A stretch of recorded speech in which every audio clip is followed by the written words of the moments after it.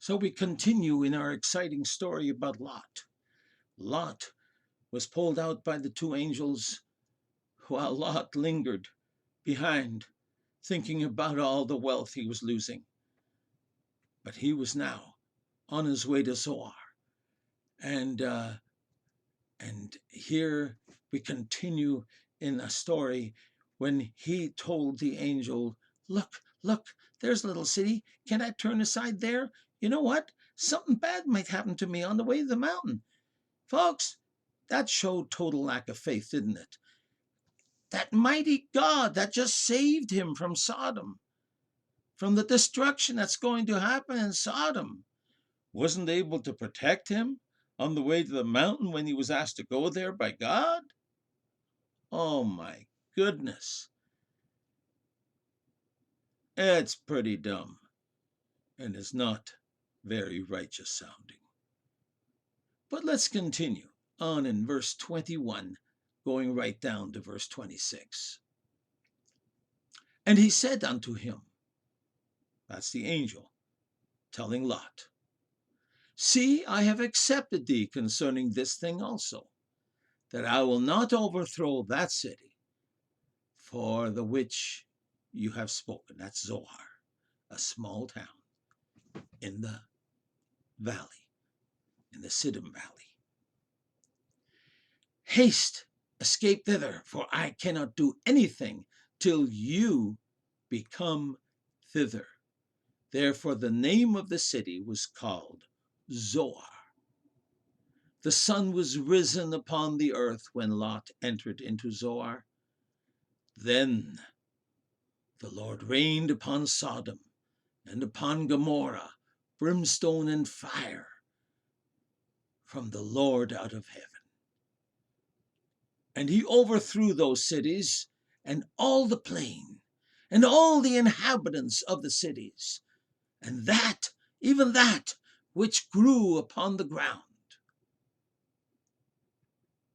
But Lot's wife looked back from behind him, and she became a pillar of salt. This is some serious stuff, isn't it? Now let's unpack this. The angel tolerated Lot's disobedience and total lack of faith. He said, see, I've accepted you concerning this thing also. I'm not going to overthrow the city for which you have spoken. Hurry, escape there. I can't do anything till you've arrived there. Folks, he was even honoring Abraham in just those 4 people being there. God couldn't destroy the city until they were safe. My goodness, what an over glorious, over generous God we serve.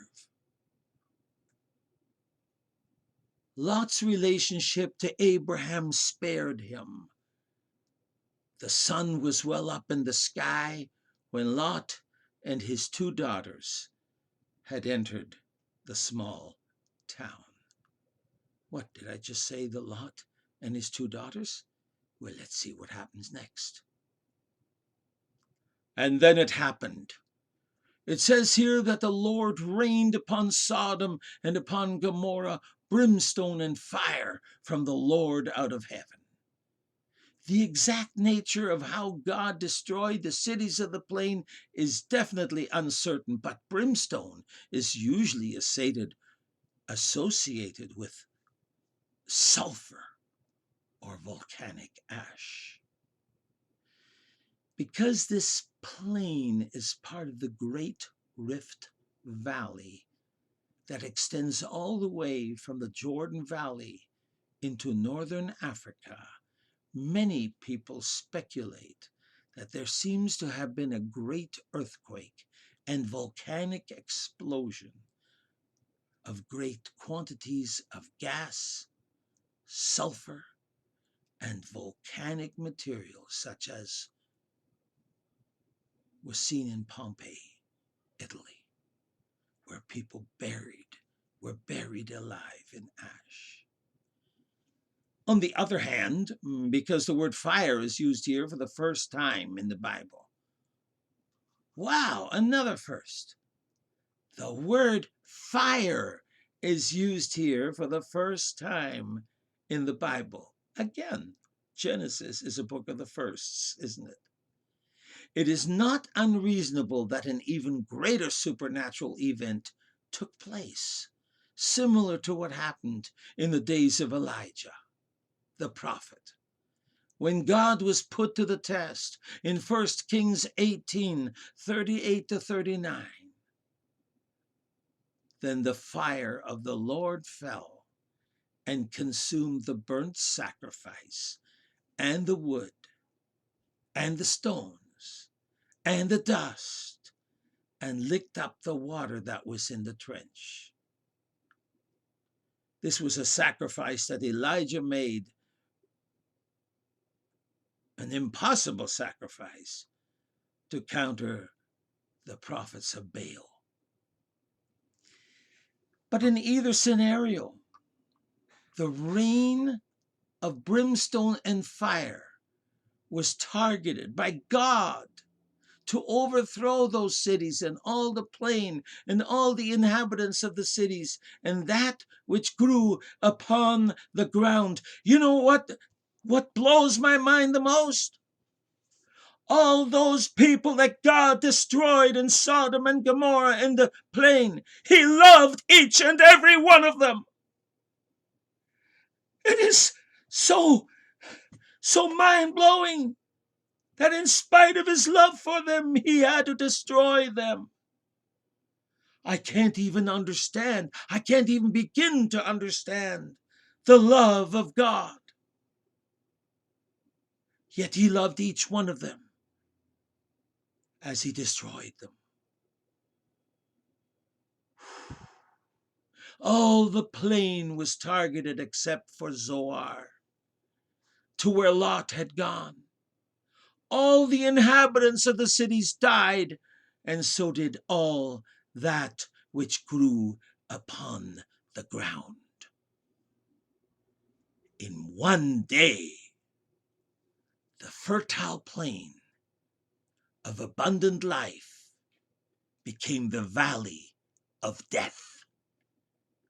Indeed, there is a definite reason the lake became called the Dead Sea instead of the Salt Sea.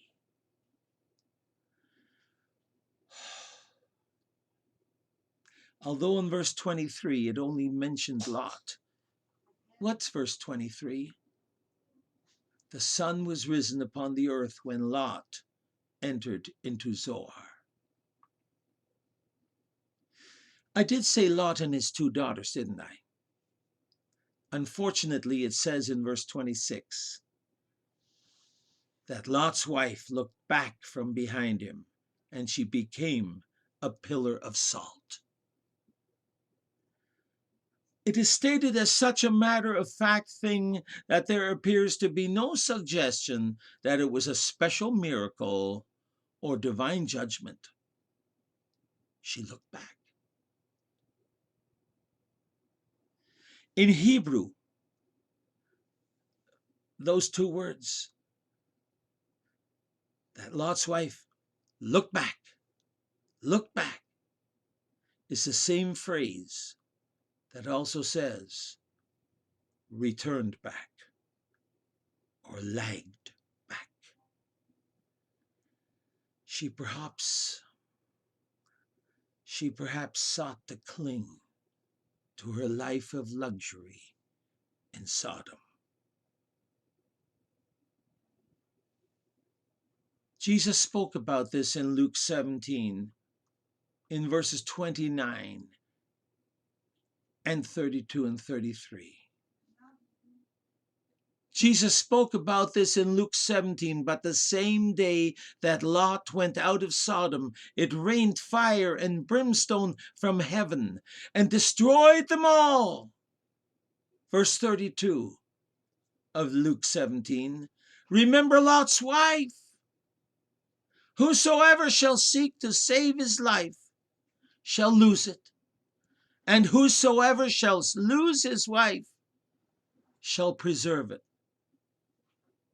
In another one of the synoptic gospel, it says, and whosoever shall lose his life for my sake will preserve it.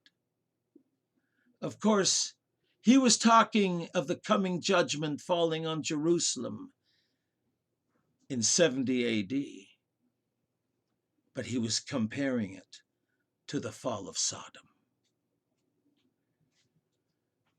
In either case, Lot's wife was outside of the safety of Zoar when the fire fell.